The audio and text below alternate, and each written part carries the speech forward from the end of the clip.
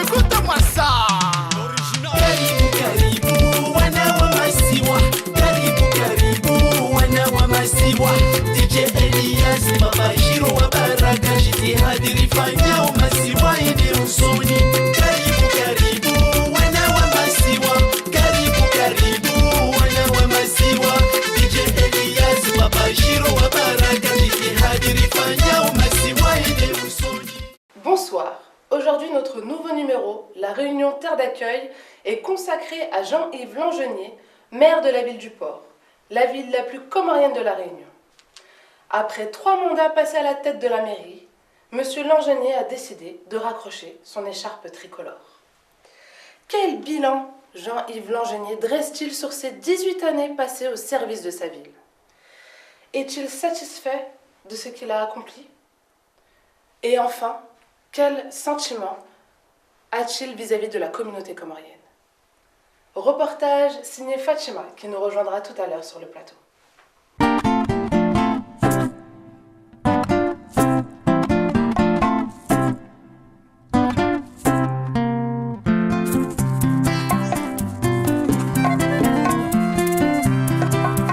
Jean-Yves Langenier est originaire de la Possession. Il a grandi dans la ville du Port dans une fratrie de 8 enfants. En parallèle de ses études de chimie à Marseille, il s'engage dans le militantisme, notamment en adhérant à l'Union des travailleurs réunionnais en France.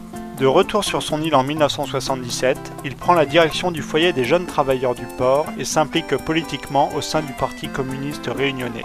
En 1983, il est élu 3e adjoint au maire du Port, puis premier adjoint de Pierre Vergès en 1989, avant d'être élu lui-même maire de la ville en 1995, 2001 et 2008.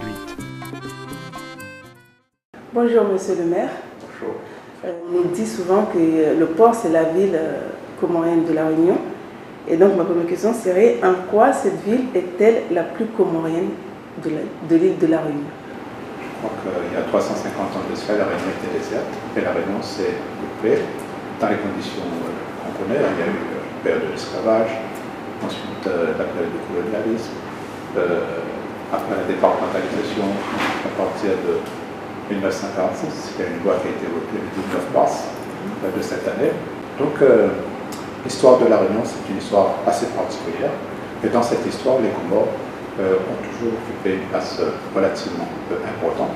Et par exemple, pour notre ville, il y a un ancien porteur d'origine comorienne, Bakoko. Il a été un grand syndicaliste. Il a été un des animateurs sur le plan culturel important de la ville. Et dans la ville, il y a une rue qui porte le nom de Bakoko. Et si je vous donne cet exemple, ce n'est pas pour focaliser sur cet exemple-là, mais c'est de dire que tout au long de l'histoire du port, il y a eu une arrivée par vagues successives de populations venues de Mayotte et des Comores. D'accord. Et comment la communauté comorienne est-elle perçue par les autres communautés? Je pense que ça dépend parfois du contexte. Pendant une période, je pense qu'il y avait une arrivée, une intégration réussie. Aujourd'hui, on est dans un contexte de crise, avec un taux de chômage. Si la Réunion, par rapport aux autres pays de la zone, peut avoir, disons, certains droits sociaux notamment plus importants, avec un pouvoir, un niveau de vie qui est peut-être un peu supérieur à la moyenne de la région. Et dans certaines périodes, voir l'arrivée de nouveaux habitants, ça peut provoquer, disons, des sentiments un peu mitigés. Mais ce qu'on peut dire, c'est qu'ici, il y a quand même une capacité d'accueil qui est relativement importante à cause de notre histoire. Et je pense que dans l'ensemble, ça se passe plutôt bien. Et comment elle est vue par les institutions publiques? Sur le plan institutionnel, les choses se passent comme cela doit être. Mais ce que moi je peux dire, c'est que les conditions d'accueil, et notamment un accompagnement plus fort de l'État, serait nécessaire pour créer les meilleures conditions pour l'accueil et l'intégration des nouveaux arrivants. Par exemple, ce qu'on constate depuis quelque temps, c'est que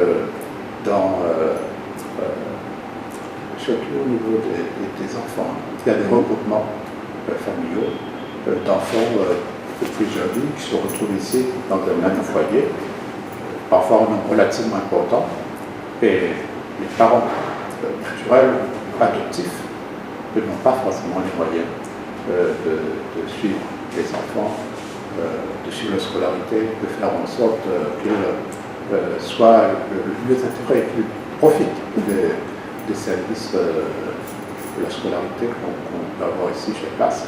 Donc là, je pense que sur ce plan-là, il y a des carences. Et ces carences-là peuvent plus tard poser problème. Mais ce qu'il faudrait, c'est généraliser et avoir plus de moyens, et notamment de la part de l'État, pour qu'il n'y ait pas seulement l'arrivée, mais qu'il y ait un vrai accueil avec un accompagnement pendant un certain temps, y compris l'aide parentale, parce qu'il y a des parents qui se retrouvent aujourd'hui totalement démunis. Les enfants n'ont pas l'autorité nécessaire sur les enfants, et là, c'est effectivement la pauvreté.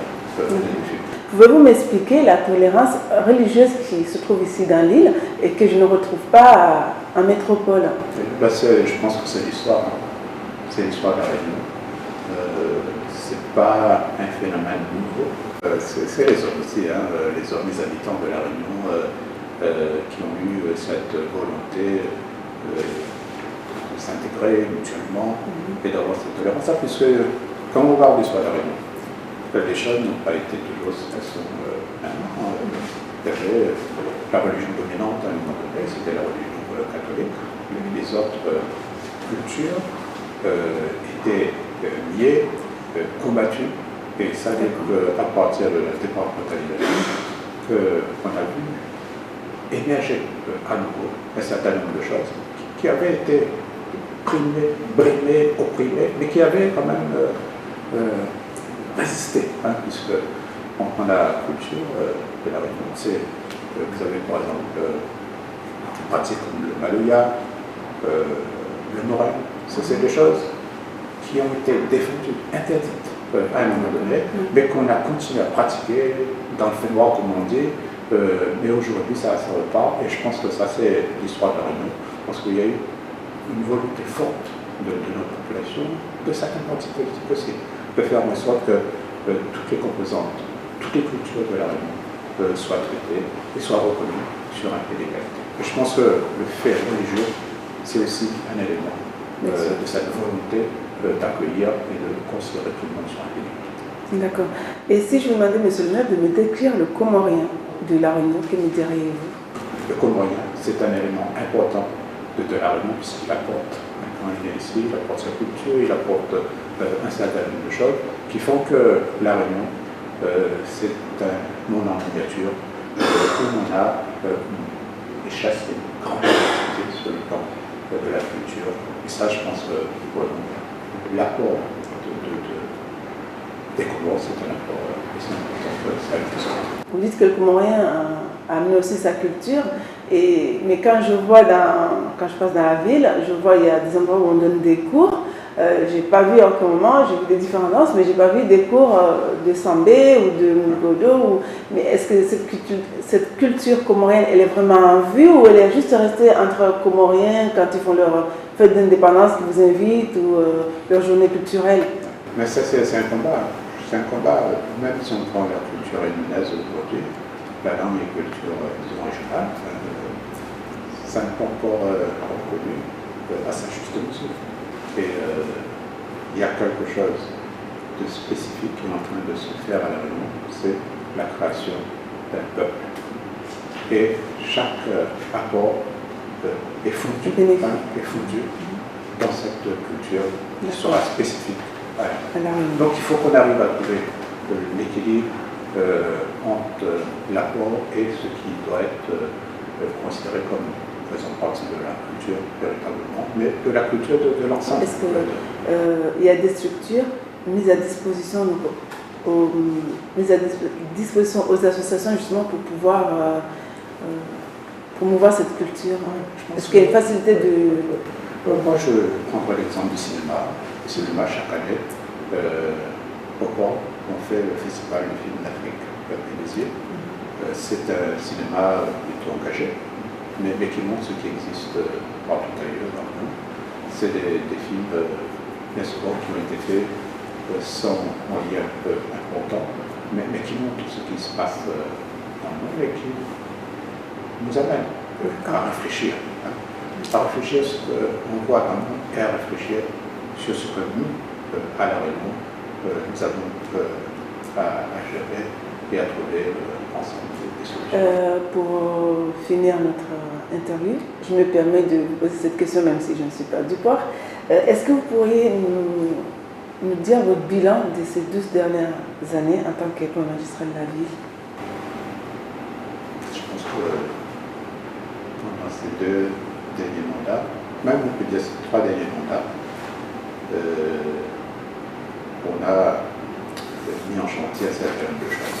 Tout n'est pas terminé, tout n'est pas parfait. Mais, par exemple, ce que vous disiez tout à l'heure par rapport à la vie en immeuble, concentration de population qu'on a ici en collectif. Il y a parfois des contraintes, y compris des contraintes géographiques, qui font que pour une ville qui comptait 22 000 habitants il y a 40 ans, ça aujourd'hui 40 000 habitants, demain 60 000 habitants, on doit prendre en compte, disons, certaines contraintes, d'une part parce que La Réunion, la ville du port, c'est la petite commune de La Réunion, fait 16 km². La ville accueille le seul port de commerce de l'île, donc on a une part importante du territoire qui est consacrée à l'activité industrielle. Et donc, ces contraintes-là font que si on veut accueillir 60 000 habitants, on n'a pas d'autre possibilité que d'intensifier et de faire un développement en collectif. Donc, le bilan, par mes mots, je pense que c'est un bilan qui s'inscrit dans la continuité de ce qui a été fait et ça doit se poursuivre. En tout cas, c'est ce que j'espère, puisqu'il y a des élections municipales bientôt.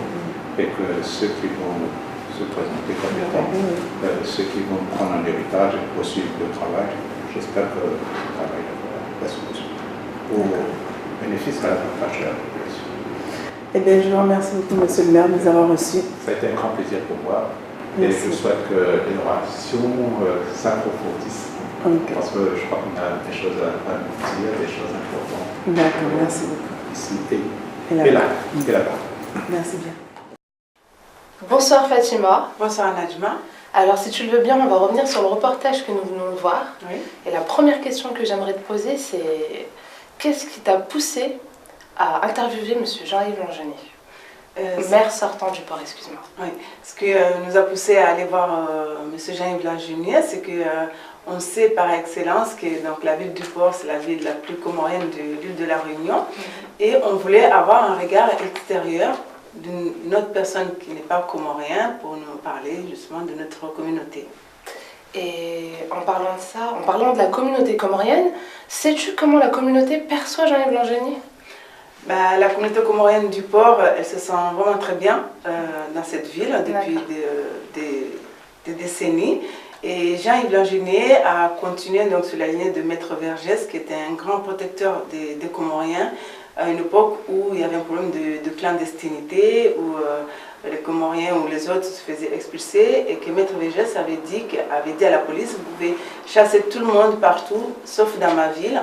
Et donc, quand Jean-Yves Langenier a pris le flambeau, il a toujours essayé donc de rester encore plus proche de sa communauté, de cette communauté comorienne. D'accord. Et est-ce que tu peux me dire si tu as pu constater la présence de la communauté comorienne au sein des institutions de cette ville? Oui, il y en a. Il y a quelques personnalités. En si peu de temps, je ne peux pas dire que j'ai pu voir beaucoup de choses, hein, parce qu'il y avait beaucoup de personnes qui sont quand même assez bien placées dans les institutions qu'on n'a pas pu aller voir faute de temps, mais on a pu rencontrer M. Amadi Mourad, qui est directeur général donc, des administrations dans la mairie du port. On a aussi rencontré Mohamed Saïdouma, qui est un grand cinéaste comorien, qui s'occupe donc du festival Afrique Océan Indien depuis 2004 dans la ville du Port. Et il y a aussi un monsieur qui s'appelle Mohamed Ahmed, qui est au conseil régional et qu'on espère aussi qu'une autre fois, si on a la chance d'y retourner, on puisse aussi l'interviewer. Et parce que là, je vais revenir un peu sur le reportage précédent qu'on a vu la semaine dernière. Oui. On a fait un reportage sur Ismaël Aboudou qui se présentait aux élections municipales et du coup, qui est d'origine comorienne. Et ce que j'aimerais savoir, c'est si tu connais toi d'autres Comoriens qui vont se présenter également aux élections municipales, tout comme Ismaël Aboudou. J'ai appris que dans le sud, il y a deux personnes qui sont très actives, mais ils ne sont peut-être pas sur les listes, c'est pas encore sûr. D'accord. Mais il y a aussi une femme donc, qui s'appelle Sophie, qui est au port aussi, qui est candidate aussi en Ça, c'est super, municipal. Donc c'est la preuve que les choses commencent à changer. Voilà, et c'est tout ce que j'ai pu savoir. C'est surtout qu'on voit que la communauté commence à bien s'intégrer au sein de cette ville, en tout cas, c'est très Oui, intéressant. au sein de l'île entière, Ouais. parce que c'est vrai qu'on connaît la Réunion avec toujours Maître Larif, qui ne cesse de passer dans les médias, que ce soit positif ou négatif d'ailleurs. Mais il y a aussi maintenant un jeune avocat qui s'appelle Midor Ali. Et il y en a un autre aussi, que je m'excuse, mais je ne me rappelle pas du tout, je me rappelle plus de son prénom. On voit aussi des enfants qui sont nés là, ou qui ont grandi là, qui ont fait de grandes études, qui sont venus en métropole, et qui ont décidé de retourner s'installer sur cette île et continuer sur la lancée de leur père, de leurs parents. Voilà, donc c'est vraiment bien. J'avoue. En tout cas, je te remercie beaucoup, Fatima. Et merci à vous de nous avoir suivis. Notre prochain numéro sera consacré à l'histoire de la mosquée du Port, première mosquée comorienne construite sur le territoire français. Merci à vous, bonne soirée et à bientôt. Karibu wana wa masiwa, karibu wana wa masiwa. DJ Elias Baba Shiro wa Baraka, jitihadi rifai.